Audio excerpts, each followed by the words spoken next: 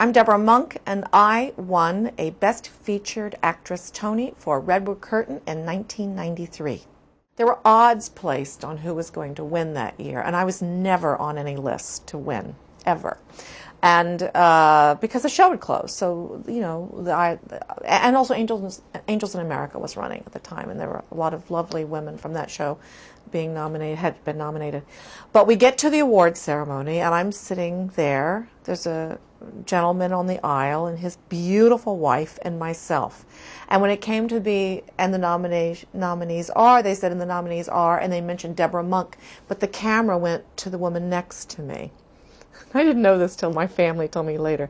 And when they said, and the winner is Deborah Monk, the camera went to the woman next to me, and all you see is my walking, you see this much of me walking past the thing. And I get to the steps thinking, did they call my name or not? This is so odd. And I went up and got it. They then say, they want you to go next door. They take you across the street to another building, and there's all these interviews. Well, nobody wanted to interview me because my show was closed. That year they were honoring Angus DeMille, and they were going to sing Oklahoma, all the winners and the presenters together. And I was waiting. Slowly everybody was being taken. I was the last one, and I kept saying, I think I'm supposed to be somewhere. And they said, no, just wait here.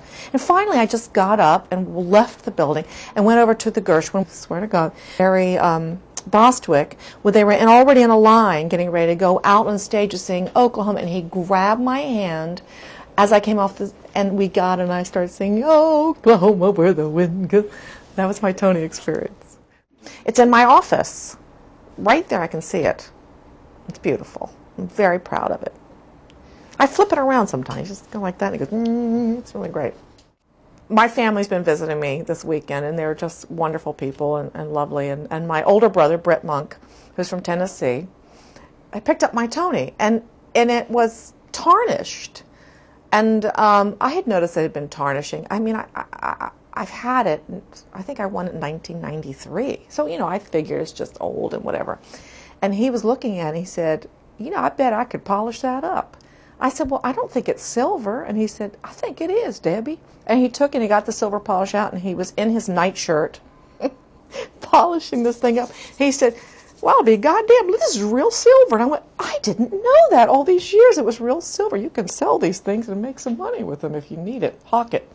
Hope you don't. In the two shows that I've written, co-written, I must say, Pump Boys and Dinettes and Oil City Symphony, were both shows that were totally collaborative efforts. And they came together because of what we each brought to it. Pump Boys was a situation where I was a waitress, and I met Cass Morgan, and we decided to come together and write about two waitresses who had this diner and their experiences. There's a kind of a wonderful Tony story there. We were nominated for Best Musical along with 9 Dreamgirls and Joseph and the Amazing Technicolor Dreamcoat. We were this little musical, and we were so excited. We had our little outfits on and our little tambourines. We were going to perform our song, Highway 57. Well, that year, the great Jennifer Holliday sang, and I'm telling you, what right before us. So she was singing that song, and the place was literally vibrating. It was so exciting, her performance, and they went insane with the applause. I mean, it just didn't stop. It went on and on and on. Finally, over the din of the applause, she said, and now here, Pump Boys and Dinettes, and the curtain opens, and there's 6 of us. Highway 57. It's our little song after that. An incredible experience. I'll never forget as long as I live. It was like, oh, what the hell are we doing following her? It was amazing, though. I mean, it was time. By the time we were like doing our little song, our cute little song, after Jennifer Holliday like knocked the house down. It was wild. But it was really fun, you know.